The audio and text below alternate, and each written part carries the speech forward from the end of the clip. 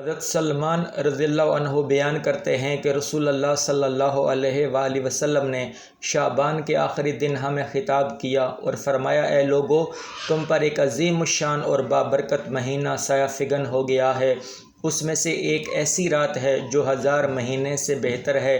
اللہ تعالیٰ نے اس کے روزوں کو فرض کیا ہے اور راتوں کے قیام کو نفل، اور جو شخص اس میں قرب الہی کی نیت سے کوئی نیکی کرتا ہے اسے دیگر مہینوں میں ایک فرض ادا کرنے کے برابر سمجھا جاتا ہے، اور جو شخص اس میں ایک فرض ادا کرتا ہے گویا اس نے باقی مہینوں میں 70 فرائض ادا کیے۔ یہ صبر کا مہینہ اور صبر کا ثواب جنت ہی ہے۔ یہ غم خواری کا مہینہ ہے۔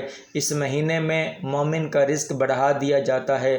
جو شخص کسی روزہ دار کی افطاری کراتا ہے اس کے گناہ معاف ہو جاتے ہیں اور اسے دوزخ سے آزاد کر دیا جاتا ہے، نیز اس سے روزہ دار کے برابر ثواب ملتا ہے، اس سے اس کے ثواب میں کوئی کمی واقع نہیں ہوتی۔ صحابہ نے عرض کیا، یا رسول اللہ، ہم میں سے ہر ایک روزہ افطار کرانے کی طاقت نہیں رکھتا۔ رسول اللہ صلی اللہ علیہ وآلہ وسلم نے فرمایا، یہ ثواب اللہ تعالیٰ ایک کھجور کھلانے یا پانی پلانے یا دودھ کا ایک گھونٹ پلا کر افطاری کرانے والے کو بھی دے دیتا ہے۔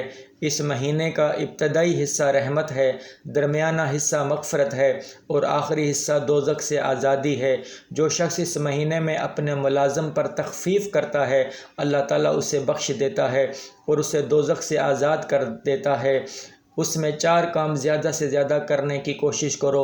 2 کاموں کے ذریعے تم اپنے رب کو راضی کرو گے اور 2 کاموں کے بغیر تمہارے لیے کوئی چارہ کار نہیں۔ جن 2 کاموں کے ذریعے تم اپنے رب کو راضی کرو گے ان میں سے ایک لا الہ الا اللہ کی گواہی دینا ہے اور دوسرا اس سے بخشش طلب کرنا ہے۔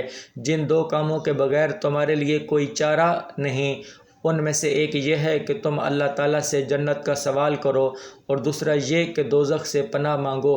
جو شخص روزہ دار کو پانی پلائے گا اللہ تعالیٰ اسے میرے حوض سے پانی پلائے گا اور اسے جنت میں داخل ہونے تک پیاس نہیں لگے گی۔ اس حدیث کو امام ابن خزیمہ اور امام بہقی نے روایت کیا ہے۔